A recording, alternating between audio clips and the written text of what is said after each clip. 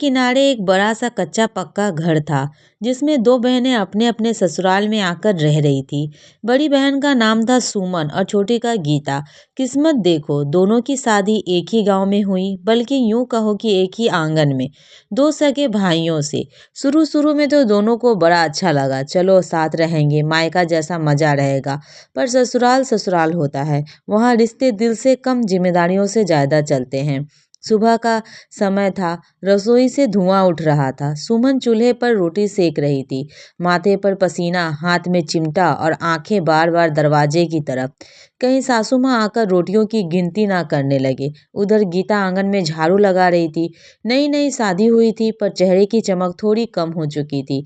बालों की लंबी चोटी कमर तक झूल रही थी, पर मन में ढेर सारे उलझने भी झूल रही थी। अरे गीता, सुमन ने धीरे से आवाज लगाई, जरा आटा देना, यह खत्म हो गया। गीता झाड़ू दीवार से टिकाकर भागती हुई आई। दीदी, आप भी ना पहले ही बोल देती, सासू माँ ने देख लिया ना तो बोलेगी काम का अंदाजा ही नहीं। दोनों बहनें एक पल को एक दूसरे को देखकर हल्का सा मुस्कुरा दी। वही मुस्कान जिसमें थकान भी था, अपनापन भी। इस घर में लोग ज्यादा थे, सास ससुर, दोनों देवर, दोनों पति और ऊपर से रोज आने जाने वाले रिश्तेदार। काम भी कभी खत्म ही नहीं होता। सासू माँ कलमा देवी सख्त स्वभाव की थी। उनका एक ही नियम था, बहू का काम बहू की ही करेगी, आराम करने नहीं आई। सुमन को शादी हुए 3 साल हो गए थे। उसने घर की तौर तरीके सीख लिए थे, कब बोलना है, कब चुप रहना है, किस बात पर मुस्कुराना है और किस बात पर आंखें झुका लेनी है। गीता अभी नहीं थी, उसके अंदर अभी भी सवाल थे, क्यों ऐसा ही, क्यों थोड़ा आराम क्यों नहीं। एक दिन की बात है, कमला देवी रसोई में आई। तवे पर रोटी फूल रही थी। सुमन, ये रोटी जली क्यों है? माँ जी, जली नहीं है, बस थोड़ी ज्यादा सिक गई है। हमको मत सिखा, अपने मायके में ऐसे ही खिलाती थी क्या? सुमन चुप, फिर सिर झुका लिया। गीता से रहा नहीं गया। माँ जी, रोटी तो ठीक है, बस यही गलती हो गई। कमला देवी ने घुरकर देखा। अभी आई है और हमें सिखाएगी, बड़ी आई बहन की वकील। गीता चुप हो गई, पर आंखों में आंसू आ गए। सुमन ने हल्के से उसका हाथ दबाया, मत बोलो। उस रात दोनों बहनें छत पर बैठी थी, हल्की हवा चल रही थी। गीता बोली, दीदी आप चुप कैसे रह लेती हो? मुझे तो गुस्सा आ जाता है। सुमन हल्का सा हंसी, गुस्सा मुझे भी आता है, पर यहाँ गुस्सा से पेट नहीं भरता, समझदारी से रहना पड़ता है। पर हर बात पर डांट, ससुराल है गीता, मायका नहीं। यहाँ अपनेपन को कमाना पड़ता है, मिलता नहीं। गीता चुप हो गई। उसने पहली बार समझा कि दीदी की मुस्कान के पीछे कितनी बातें छुपी है।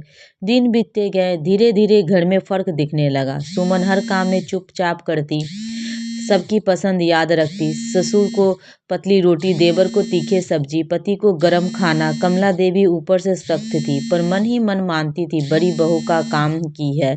गीता अभी सीख रही थी। उसने कभी नमक ज्यादा तो हो जाता, कभी दाल पतली रह जाती, डांट उसे ज्यादा पड़ती। एक दिन गीता रोते रोते बोली, दीदी लगता है मैं अच्छी बहू नहीं बन पाऊंगी। सुमन ने उसका चेहरा अपने हाथों में लिया। अरे पगली, बहू बनना कोई किताब थोड़ी है जो एक दिन में आ जाए, वक्त लगता है, तू बस दिल साफ रख। फिर घर में एक बड़ा मोड़ आया। सासू माँ बीमार पड़ गई। जो कमला देवी सुबह से शाम तक घर चलाती थी, अब बिस्तर पर थी। घर की पूरी जिम्मेदारी सुमन और गीता पर आ गई।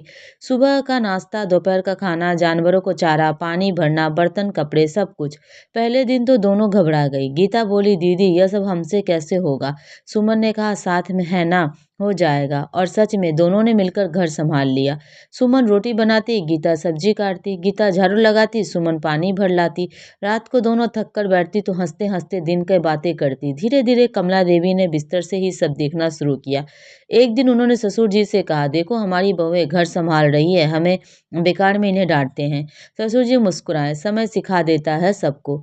कुछ हफ्तों बाद कमला देवी ठीक हुई। पहली बार उन्होंने रसोई में आकर देखा, सब काम करने से हो रहा था। उन्होंने सुमन से कहा, तुमने घर अच्छे से संभाला? सुमन ने तुरंत कहा, माँ जी, गीता के बिना नहीं हो पाता। कमला देवी ने पहली बार गीता की तरफ नरमी से देखा, सीख गई है तू भी। गीता के चेहरे पे ऐसी मुस्कान आई जैसे किसी बच्चे को शाबाशी मिली हो। उस दिन के बाद घर का माहौल थोड़ा बदल गया। डांट कम हुई, बात ज्यादा होने लगी। कमला देवी अब कभी कभी खुद कह देती, अरे रहने दो, थक गई होगी, मैं दाल चढ़ा देती हूँ।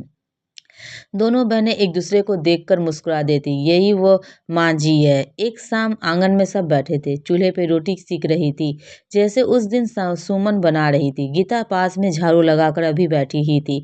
कमला देवी बोली, जब तुम दोनों आई थी ना, लगा था घर में लड़ाई होगी, पर तुम दोनों ने घर जोड़ दिया। सुमन ने हंसते हुए कहा, माँ जी, हम तो पहले से ही एक टीम थे। गीता बोली, हाँ, बस ससुराल ने हमें पक्का बना दिया। सब हंस पड़े। रात को फिर दोनों बहनें छत पर थी। गीता बोली, दीदी, अब समझ आया, ससुराल जगह नहीं, इम्तिहान है। सुमन बोली, और अगर साथ में अपनी बहन हो तो इम्तिहान भी आसान लगने लगता है। दोनों आसमान की तरफ देखने लगे। दूर कहीं ढोलक बज रही थी, किसी घर में शादी थी। गीता मुस्कुराई, ले देखना दीदी, जब हमारे बच्चे होंगे ना, हम अपने बहुओं के साथ ऐसे सख्ती नहीं रखेंगे। सुमन हंसते हुए कहा, पक्का, या फिर हम भी माँ जी ने बन जाएंगी। दोनों खिलखिलाकर हंस पड़ी। समय बीता पर उस घर की पहचान बन गई। वह घर जहाँ दोनों बहनें बहू बनकर आई और पूरे परिवार को एक धागे में पिरो दिया।